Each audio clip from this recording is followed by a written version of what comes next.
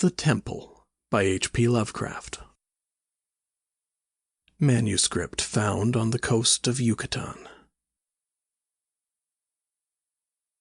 On August 20, 1917, I, Karl Heinrich, Graf von Altberg-Ehrenstein, Lieutenant Commander in the Imperial German Navy and in charge of the submarine U-29, deposit this bottle and record in the Atlantic Ocean at a point to me unknown, but probably about north latitude 20 degrees, west longitude 35 degrees, where my ship lies disabled on the ocean floor.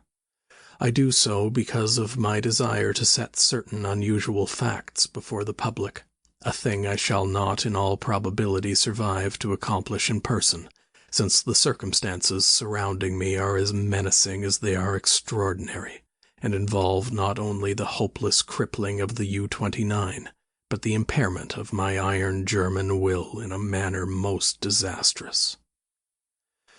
On the afternoon of June 18, as reported by wireless to the U-61 bound for Kiel, we torpedoed the British freighter Victory, New York to Liverpool, in north latitude 45 degrees 16 minutes, west longitude 28 degrees 34 minutes, permitting the crew to leave in boats in order to obtain a good cinema view for the Admiralty records. The ship sank quite picturesquely, bow first, the stern rising high out of the water whilst the hull shot down perpendicularly to the bottom of the sea. Our camera missed nothing, and I regret that so fine a reel of film should never reach Berlin. After that we sank the lifeboats with our guns and submerged. When we rose to the surface about sunset, a seaman's body was found on the deck, hands gripping the railing in curious fashion. The poor fellow was young, rather dark and very handsome, probably an Italian or Greek, and undoubtedly of the Victory's crew. He had evidently sought refuge on the very ship which had been forced to destroy his own. One more victim of the unjust war of aggression which the English pig-dogs are waging upon the fatherland. Our men searched him for souvenirs, and found in his coat pocket a very odd bit of ivory carved to represent a youth's head crowned with laurel. My fellow officer, Lieutenant Klenze, believed that the thing was of great age and artistic value, so took it from the men for himself. How it had ever come into the possession of a common soldier, neither he nor I could imagine. As the dead man was thrown overboard, there occurred two incidents which created much disturbance amongst the crew. The fellow's eyes had been closed, but in the dragging of his body to the rail they were jarred open, and many seemed to entertain a queer delusion that they gazed steadily and mockingly at Schmidt and Zimmer, who were bent over the corpse.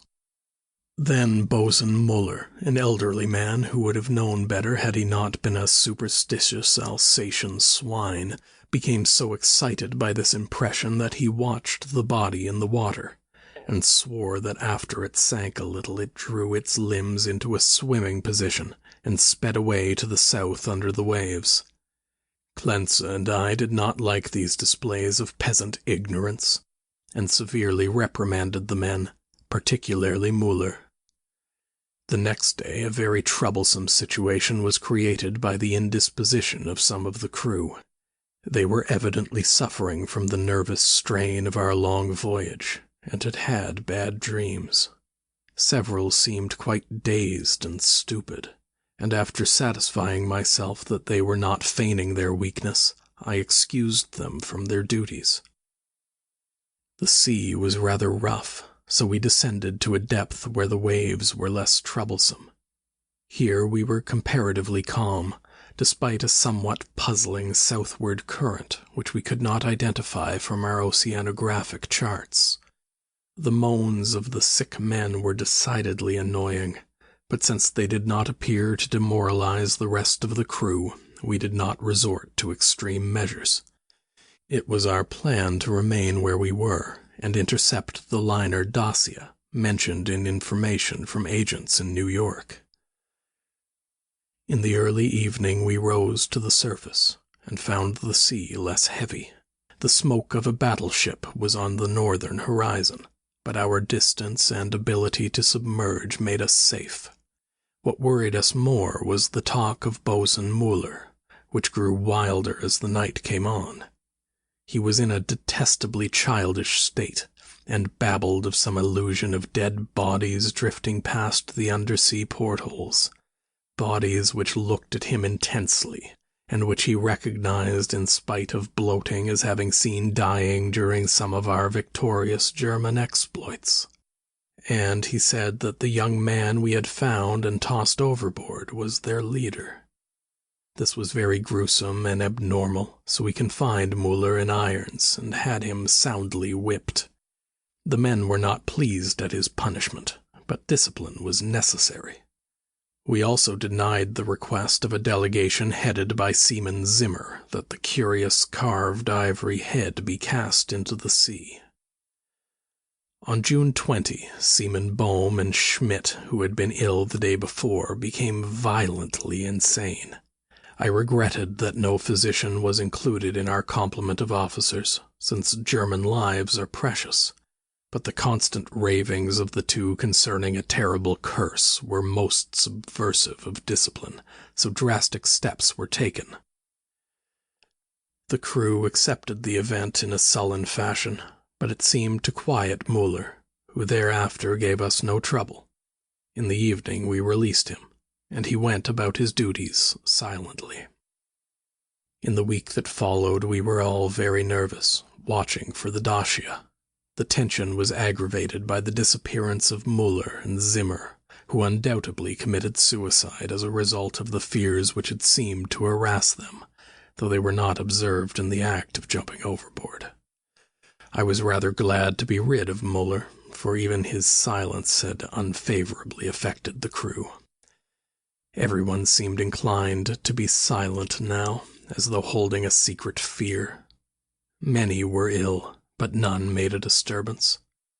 Lieutenant Klenze chafed under the strain, and was annoyed by the merest trifles, such as the school of dolphins which gathered about the U-29 in increasing numbers, and the growing intensity of that southward current which was not on our chart.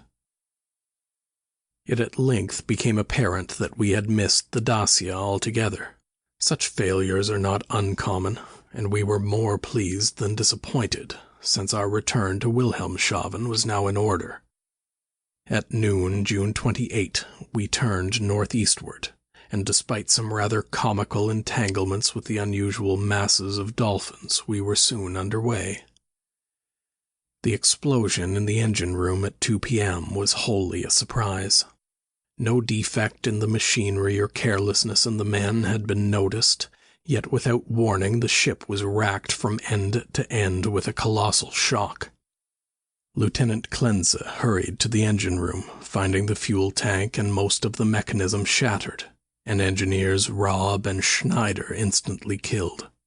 Our situation had suddenly become grave indeed, for though the chemical air regenerators were intact, and though we could use the devices for raising and submerging the ship and opening the hatches as long as compressed air and storage batteries might hold out, we were powerless to propel or guide the submarine. To seek rescue in the lifeboats would be to deliver ourselves into the hands of enemies unreasonably embittered against our great German nation, and our wireless had failed ever since the Victory affair to put us in touch with a fellow U-boat of the Imperial Navy.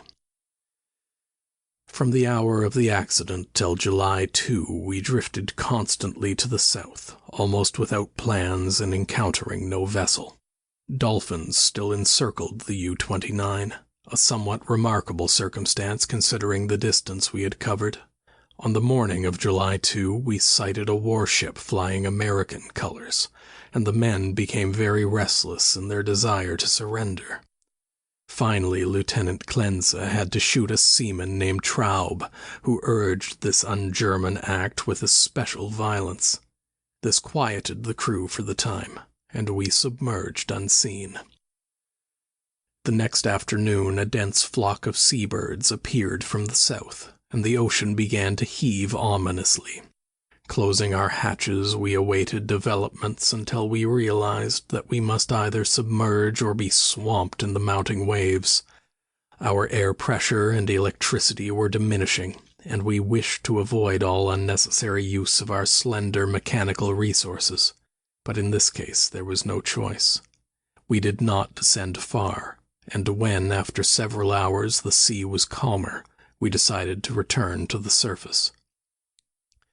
Here, however, a new trouble developed, for the ship failed to respond to our direction in spite of all that the mechanics could do.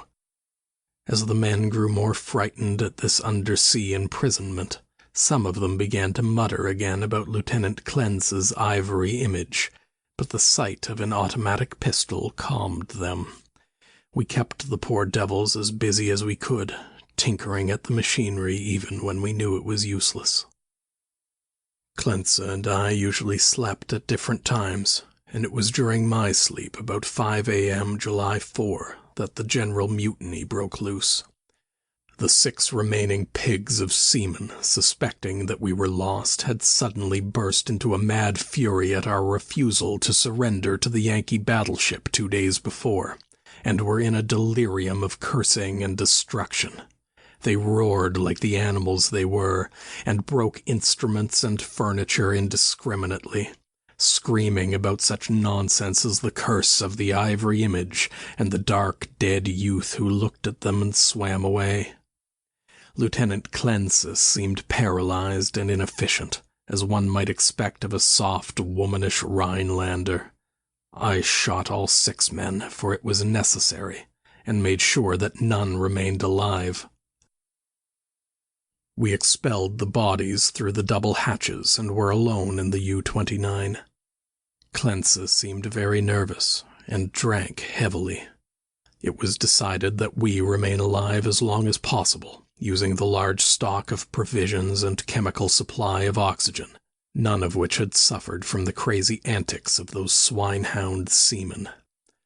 Our compasses, depth gauges, and other instruments were ruined, so that henceforth our reckoning would be guesswork, based on our watches, the calendar, and our apparent drift as judged by any objects we might spy through the portholes or from the conning tower. Fortunately, we had storage batteries still capable of long use, both for interior lighting and for the searchlight. We often cast a beam around the ship, but saw only dolphins, swimming parallel to our own drifting course. I was scientifically interested in those dolphins, for though the ordinary Delphinus delphis is a cetacean mammal, unable to subsist without air, I watched one of the swimmers closely for 2 hours, and did not see him alter his submerged condition. With the passage of time, Klenze and I decided that we were still drifting south, meanwhile sinking deeper and deeper. We noted the marine fauna and flora, and read much on the subject in the books I had carried with me for spare moments. I could not help observing, however, the inferior scientific knowledge of my companion. His mind was not Prussian, but given to imaginings and speculations which have no value. The fact of our coming death affected him curiously, and he would frequently pray in remorse over the men, women, and children we had sent to the bottom, forgetting that all things are noble which serve the German state. After a time he became noticeably unbalanced, gazing for hours at his ivory image and weaving fanciful stories of the lost and forgotten things under the sea. Sometimes, as a psychological experiment, I would lead him on in these wanderings, and listen to his endless poetical quotations and tales of sunken ships. I was very sorry for him, for I disliked to see a German suffer, but he was not a good man to die with. For myself I was proud, knowing how the fatherland would revere my memory, and how my sons would be taught to be men like me. On August 9 we espied the ocean floor, and sent a powerful beam from the searchlight over it. It was a vast, undulating plain, mostly covered with seaweed and strewn with the shells of small mollusks. Here and there were slimy objects of puzzling contour, draped with weeds and encrusted with barnacles, which Klenze declared must be ancient ships lying in their graves. He was puzzled by one thing, a peak of solid matter, protruding above the ocean bed nearly 4 feet at its apex, about 2 feet thick, with flat sides and smooth upper surfaces, which met at a very obtuse angle. I called the peak a bit of outcropping rock, but Klenze thought he saw carvings on it. After a while he began to shudder, and turned away from the scene as if frightened, yet could give no explanation save that he was overcome with the vastness, darkness, remoteness, antiquity, and mystery of the oceanic abysses. His mind was tired, but I am always a German, and was quick to notice 2 things. That the U-29 was standing the deep-sea pressure splendidly, and that the peculiar dolphins were still about us, even at a depth where the existence of high organisms is considered impossible by most naturalists. That I had previously overestimated our depth, I was sure, but nonetheless we must be deep enough to make these phenomena remarkable. Our southward speed, as gauged by the ocean floor, was about as I had estimated from the organisms passed at higher levels. It was at 3:15 p.m., August 12, that poor Klenze went wholly mad.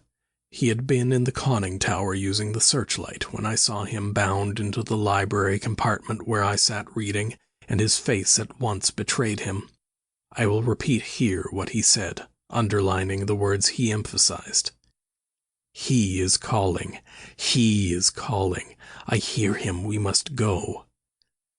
As he spoke, he took his ivory image from the table, pocketed it, and seized my arm in an effort to drag me up the companionway to the deck.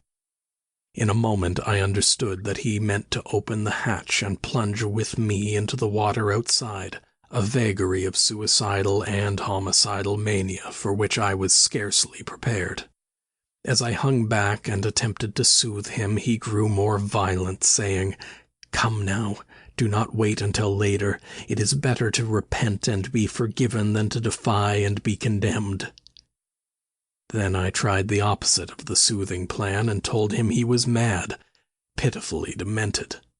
But he was unmoved, and cried, "If I am mad, it is mercy. May the gods pity the man who in his callousness can remain sane to the hideous end.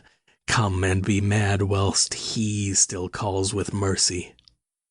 This outburst seemed to relieve a pressure in his brain, for as he finished he grew much milder, asking me to let him depart alone if I would not accompany him. My course at once became clear.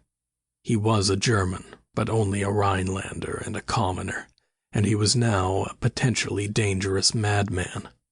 By complying with his suicidal request, I could immediately free myself from one who was no longer a companion but a menace. I asked him to give me the ivory image before he went, but this request brought from him such uncanny laughter that I did not repeat it. Then I asked him if he wished to leave any keepsake or lock of hair for his family in Germany in case I should be rescued, but again he gave me that strange laugh. So as he climbed the ladder I went to the levers, and allowing proper time intervals operated the machinery which sent him to his death. After I saw that he was no longer in the boat, I threw the searchlight around the water in an effort to obtain a last glimpse of him, since I wished to ascertain whether the water pressure would flatten him as it theoretically should, or whether the body would be unaffected like those extraordinary dolphins. I did not, however, succeed in finding my late companion, for the dolphins were massed thickly and obscuringly about the conning tower. That evening I regretted that I had not taken the ivory image surreptitiously from poor Klenze's pocket as he left, for the memory of it fascinated me. I could not forget the youthful, beautiful head with its leafy crown, though I am not by nature an artist. I was also sorry that I had no one with whom to converse. Klenze, though not my mental equal, was much better than no one. I did not sleep well that night, and wondered exactly when the end would come. Surely I had little enough chance of rescue. The next day I ascended to the conning tower and commenced the customary searchlight explorations. Northward, the view was much the same as it had been all the 4 days since we had sighted the bottom, but I perceived that the drifting of the U-29 was less rapid. As I swung the beam around to the south, I noticed that the ocean floor ahead fell away in a marked declivity, and bore curiously regular blocks of stone in certain places, disposed as if in accordance with definite patterns. The boat did not at once descend to match the greater ocean depth, so I was soon forced to adjust the searchlight to cast a sharply downward beam. Owing to the abruptness of the change, a wire was disconnected, which necessitated a delay of many minutes for repairs, but at length the light streamed on again, flooding the marine valley below me. I am not given to emotion of any kind, but my amazement was very great when I saw what lay revealed in that electrical glow. And yet, as one reared in the best culture of Prussia, I could not have been amazed, for geology and tradition alike tell us of great transpositions in oceanic and continental areas. What I saw was an extended and elaborate array of ruined edifices, all of magnificent though unclassified architecture, and in various stages of preservation.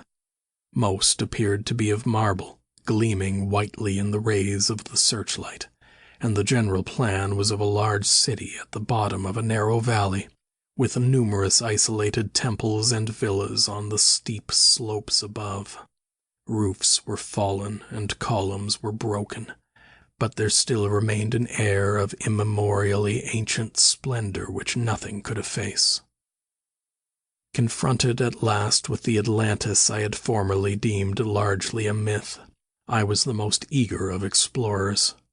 At the bottom of that valley a river once had flowed, for as I examined the scene more closely, I beheld the remains of stone and marble bridges and sea-walls, and terraces and embankments once verdant and beautiful. In my enthusiasm I became nearly as idiotic and sentimental as poor Klenze, and was very tardy in noticing that the southward current had ceased at last, allowing the U-29 to settle slowly down upon the sunken city as an airplane settles upon a town of the upper earth. I was slow, too, in realizing that the school of unusual dolphins had vanished. In about 2 hours the boat rested in a paved plaza close to the rocky wall of the valley. On one side I could view the entire city as it sloped from the plaza down to the old river bank. On the other side, in startling proximity, I was confronted by the richly ornate and perfectly preserved facade of a great building, evidently a temple, hollowed from the solid rock. Of the original workmanship of this titanic thing I can only make conjectures. The facade, of immense magnitude, apparently covers a continuous hollow recess, for its windows are many and widely distributed. In the center yawns a great open door, reached by an impressive flight of steps, and surrounded by exquisite carvings like the figure of bacchanals in relief. Foremost of all are the great columns and frieze, both decorated with sculptures of inexpressible beauty, obviously portraying idealized pastoral scenes and processions of priests and priestesses bearing strange ceremonial devices in adoration of a radiant god. The art is of the most phenomenal perfection, largely Hellenic in idea, yet strangely individual.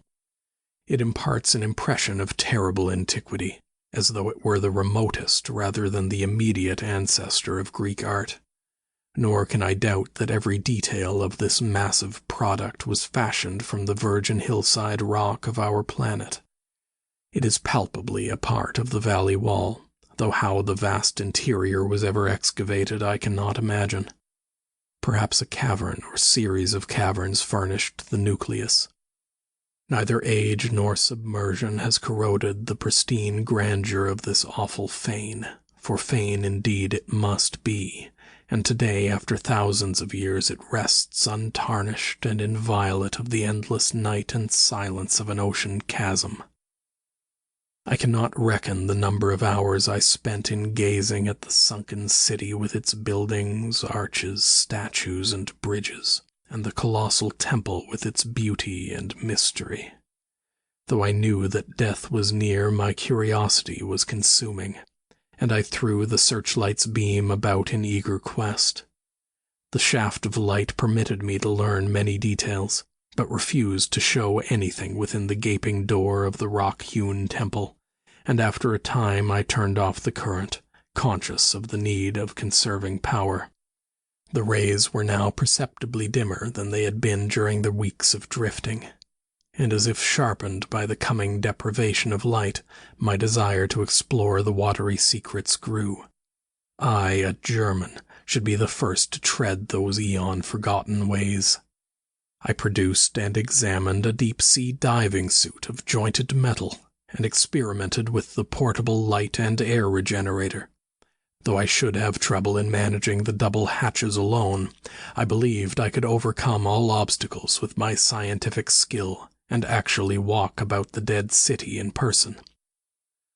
On August 16, I effected an exit from the U-29, and laboriously made my way through the ruined and mud-choked streets to the ancient river. I found no skeletons or other human remains, but gleaned a wealth of archaeological lore from sculptures and coins. Of this I cannot now speak save to utter my awe at a culture in the full noon of glory, when cave-dwellers roamed Europe, and the Nile flowed unwatched to the sea. Others, guided by this manuscript if it shall ever be found, must unfold the mysteries at which I can only hint. I returned to the boat as my electric batteries grew feeble, resolved to explore the rock temple on the following day. On the 17th, as my impulse to search out the mystery of the temple waxed still more insistent, a great disappointment befell me, for I found that the materials needed to replenish the portable light had perished in the mutiny of those pigs in July. My rage was unbounded, yet my German sense forbade me to venture unprepared into an utterly black interior which might prove the lair of some indescribable marine monster, or a labyrinth of passages from whose windings I could never extricate myself. All I could do was to turn on the waning searchlight of the U-29, and with its aid walk up the temple steps and study the exterior carvings. The shaft of light entered the door at an upward angle, and I peered in to see if I could glimpse anything, but all in vain. Not even the roof was visible, and though I took a step or two inside after testing the floor with a staff, I dared not go farther. Moreover, for the first time in my life, I experienced the emotion of dread. I began to realize how some of poor Klenze's moods had arisen, for as the temple drew me more and more, I feared its aqueous abysses with a blind and mounting terror. Returning to the submarine, I turned off the lights and sat thinking in the dark. Electricity must now be saved for emergencies. Saturday the 18th I spent in total darkness, tormented by the thoughts and memories that threatened to overcome my German will. Klenze had gone mad and perished before reaching this sinister remnant of a past unwholesomely remote, and had advised me to go with him. Was indeed fate preserving my reason only to draw me irresistibly to an end more horrible and unthinkable than any man has dreamed of? Clearly my nerves were sorely taxed, and I must cast off these impressions of weaker men. I could not sleep Saturday night, and turned on the lights regardless of the future. It was annoying that the electricity should not last out the air and provisions. I revived my thoughts of euthanasia, and examined my automatic pistol. Toward morning I must have dropped asleep with the lights on, for I awoke in darkness yesterday afternoon to find the batteries dead. I struck several matches in succession, and desperately regretted the improvidence which had caused us long ago to use up the few candles we carried. After the fading of the last match I dared to waste, I sat very quietly without a light.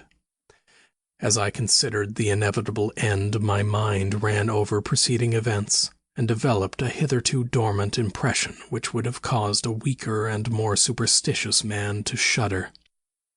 The head of the radiant god in the sculptures on the rock temple is the same as that carven bit of ivory which the dead sailor brought from the sea and which poor Klenze carried back into the sea. I was a little dazed by this coincidence, but did not become terrified.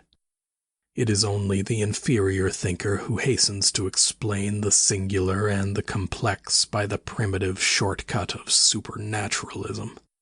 The coincidence was strange, but I was too sound a reasoner to connect circumstances which admit of no logical connection, or to associate in any uncanny fashion the disastrous events which had led from the Victory affair to my present plight. Feeling the need of more rest, I took a sedative and secured some more sleep. My nervous condition was reflected in my dreams, for I seemed to hear the cries of drowning persons, and to see the dead faces pressing against the portholes of the boat. And among the dead faces was the living, mocking face of the youth with the ivory image. I must be careful how I record my awakening today, for I am unstrung, and much hallucination is necessarily mixed with fact. Psychologically, my case is most interesting, and I regret that it cannot be observed scientifically by a competent German authority. Upon opening my eyes, my first sensation was an overmastering desire to visit the rock temple, a desire which grew every instant, yet which I automatically sought to resist through some emotion of fear which operated in the reverse direction. Next, there came to me the impression of light amidst the darkness of dead batteries, and I seemed to see a sort of phosphorescent glow in the water through the porthole which opened toward the temple. This aroused my curiosity, for I knew of no deep-sea organism capable of emitting such luminosity. But before I could investigate, there came a third impression, which because of its irrationality caused me to doubt the objectivity of anything my senses might record. It was an oral delusion, a sensation of rhythmic melodic sound as of some wild yet beautiful chant or choral hymn coming from the outside through the absolutely soundproof hull of the U-29. Convinced of my psychological and nervous abnormality, I lighted some matches and poured a stiff dose of sodium bromide solution, which seemed to calm me to the extent of dispelling the illusion of sound. But the phosphorescence remained, and I had difficulty in repressing a childish impulse to go to the porthole and seek its source. It was horribly realistic, and I could soon distinguish by its aid the familiar objects around me, as well as the empty sodium bromide glass of which I had no former visual impression in its present location. This last circumstance made me ponder, and I crossed the room and touched the glass. It was indeed in the place where I had seemed to see it. Now I knew that the light was either real or part of an hallucination so fixed and consistent that I could not hope to dispel it, so abandoning all resistance I ascended to the conning tower to look for the luminous agency. Might it not actually be another U-boat, offering possibilities of rescue?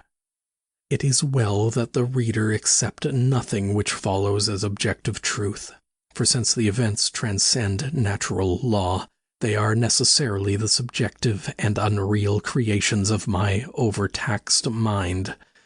When I attained the conning tower, I found the sea in general far less luminous than I had expected. There was no animal or vegetable phosphorescence about, and the city that sloped to the river was invisible in blackness. What I did see was not spectacular, not grotesque or terrifying, yet it removed my last vestige of trust in my consciousness. For the door and windows of the undersea temple hewn from the rocky hill were vividly aglow with a flickering radiance, as from a mighty altar flame far within. Later incidents are chaotic.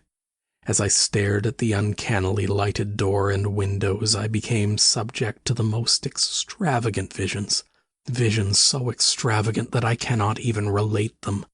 I fancied that I discovered objects in the temple, objects both stationary and moving, and seemed to hear again the unreal chant that had floated to me when first I awaked.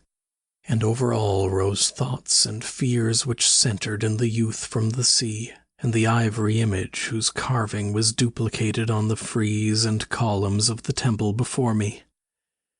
I thought of poor Klenze, and wondered where his body rested with the image he had carried back into the sea. He had warned me of something, and I had not heeded, but he was a soft-headed Rhinelander who went mad at troubles a Prussian could bear with ease. The rest is very simple. My impulse to visit and enter the temple has now become an inexplicable and imperious command, which ultimately cannot be denied.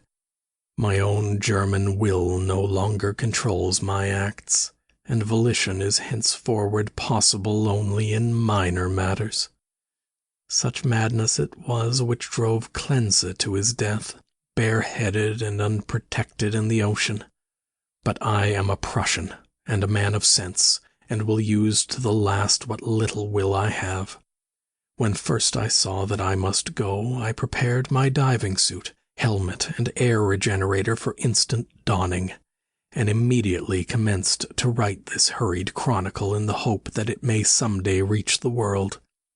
I shall seal the manuscript in a bottle, and entrust it to the sea as I leave the U-29 forever. I have no fear, not even from the prophecies of the madman Klenze. What I have seen cannot be true, and I know that this madness of my own will at most lead only to suffocation when my air is gone. The light in the temple is a sheer delusion, and I shall die calmly, like a German, in the black and forgotten depths. This demonic laughter which I hear as I write comes only from my own weakening brain. So I will carefully don my diving suit, and walk boldly up the steps into that primal shrine, that silent secret of unfathomed waters and uncounted years. End of The Temple by HP Lovecraft.